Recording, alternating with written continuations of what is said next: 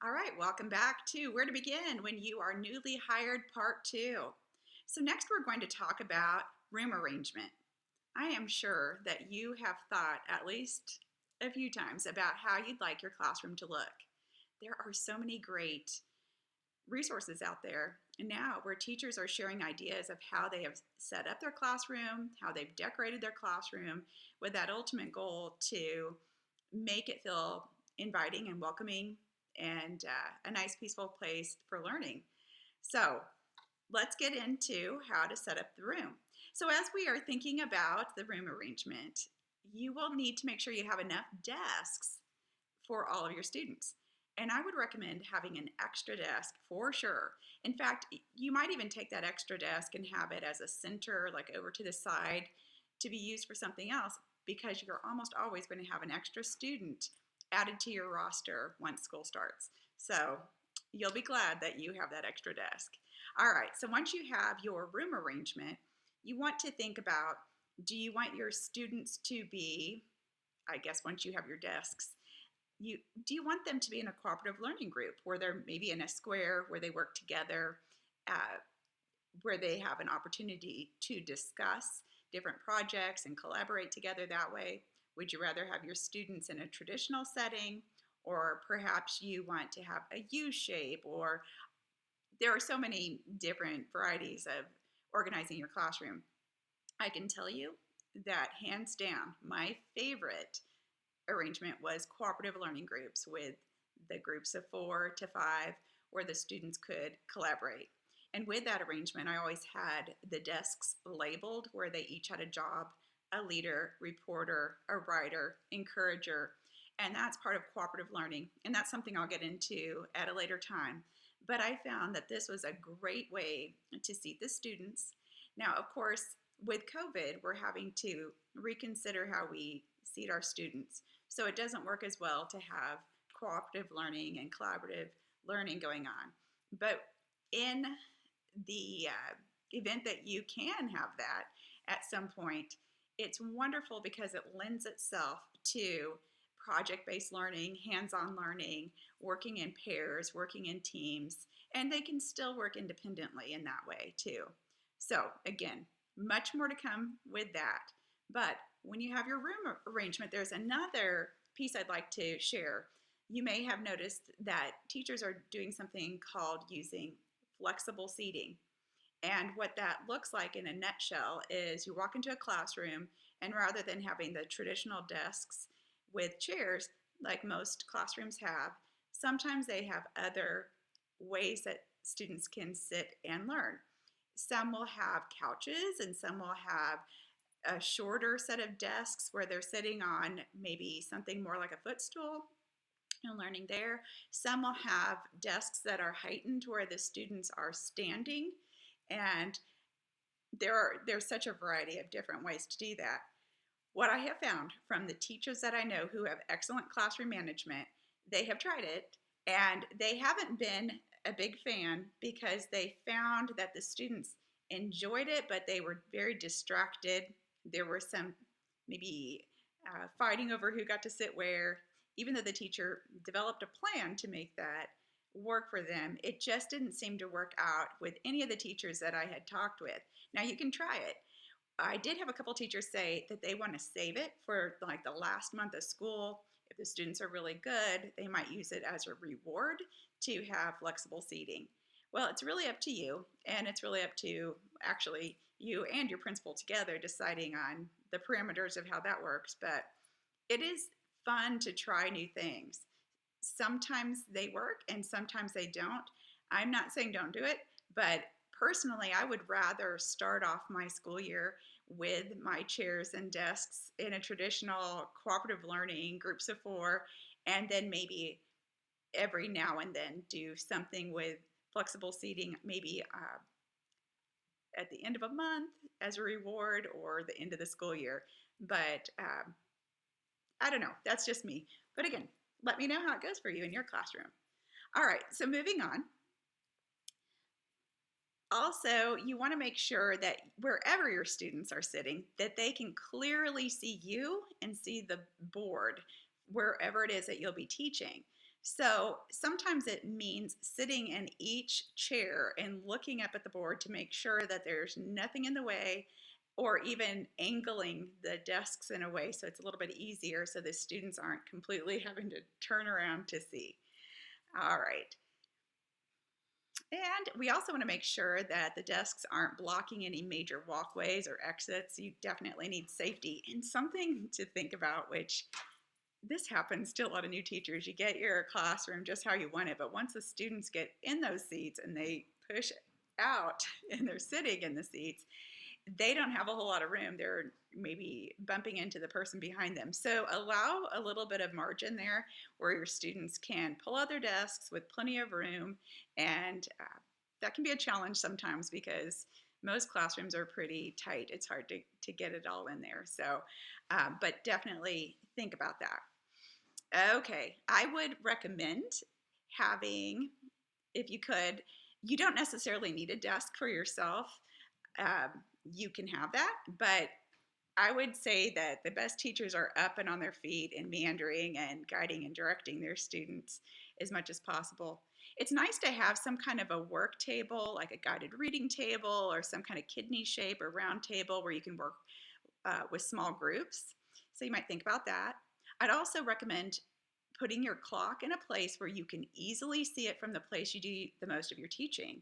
So as you're teaching, you can kind of budget your time and look and see what's going on there, and also where your students can see it, but most importantly, that you can see it so you can stay on track. If, let's just say, your students have to go to another class like music at a certain time, it's nice to have that clock handy. All right. Find a good place for your classroom library and try to make it inviting by adding a reading rug or some big pillows. I know that I made mine, I called it Starbucks, and I took a big piece of cardboard and made it like an awning and wrapped it in dark green material and put a big sign that said Starbucks. I went to actually Starbucks and they gave me these stickers that were like this big with their logo, and I put those on either side. And the reason I did that, I was teaching fifth grade at the time, and I wanted to make reading seem cool. And if you walk into Starbucks, you see people reading their laptops, reading the newspaper, reading a book. So we had Starbucks, and it was a lot of fun to have that kind of a theme. Different teachers have different ways of presenting. I've seen teachers who have had a bathtub in their classroom where they have pillows and they take turns letting kids read there. Just really depends on your space, but it's really fun to make that reading nook extra special. I've seen people make a big tree in the corner with branches that are maybe twisted pieces of thick brown paper, and having different recommendations as apples on the trees or leaves on the trees, and just get creative with it. It's a lot of fun to do that, and the students seem to like it too. All right, so you'll want to consider having a good space for a table for demonstrations or experiments. So if you're doing a science experiment or anything like that, sometimes it's that extra desk that's in the room that you use, and sometimes you'll have that extra table. Uh, Also, when your students come into the classroom, I think it's important to have nameplates on their desks where they can find their seats. And uh, I like to have them take those nameplates, not only have them out for me so I can learn their names, but I have them take them down with them to music and to computer lab so that the teachers can get to know them that way too if they don't already know them. They're also nice to keep once you know your students, and hopefully you'll know them quickly, but if you have a substitute teacher. So keep those nameplates and have those where the teacher can put those out so it's a little bit easier for that substitute teacher to know the names of your students. I'd like to have the students' books on their desk. So if there is a issued book, let's say a math book or a science book, I like to have those already out, stacked up on each student's desk on the first day. So when they come in, all the desks look alike with the books, and they can right then put their name in the book and then put them in their cubby area of their desk. Also, If you have coat hooks or cubbies like that, it's nice sometimes to put names on the hooks or the cubbies to get those labeled, especially if you have primary grades. If you have older kids, my students at the time, their next step was moving on to the middle school. So I called our coat rack, I called it their locker. And I even had a sign that says locker. And I said, you need to get everything out of your locker before class begins. And that was so they weren't back and forth to their backpack all the time. And that caused them to think ahead and think, okay, I've got to get out my homework, my AR book, everything, whatever it is that I need for the day out of my locker. And sometimes it's just the play on the words that makes it fun for them. Someday you'll have to ask me about the student who found a cat on the way to school and decided to put it in their backpack and zip it up and keep it. We had a cat meowing in the classroom. It's kind of funny. All right. Boy, you're going to have so many great stories when you start teaching. All right.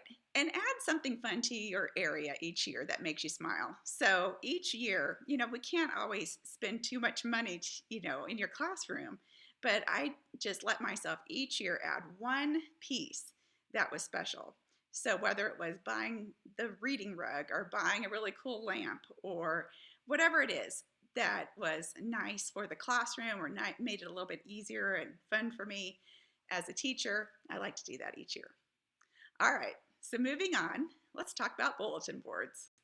I'll tell you what, bulletin boards can take some time and they're fun, they're inviting, they're a great way to display your students' work. It's a good idea to have that one central bulletin board that has things like the tornado plan, the fire plan, that type of thing, a calendar with the school calendar, the lunch menu, that type of thing.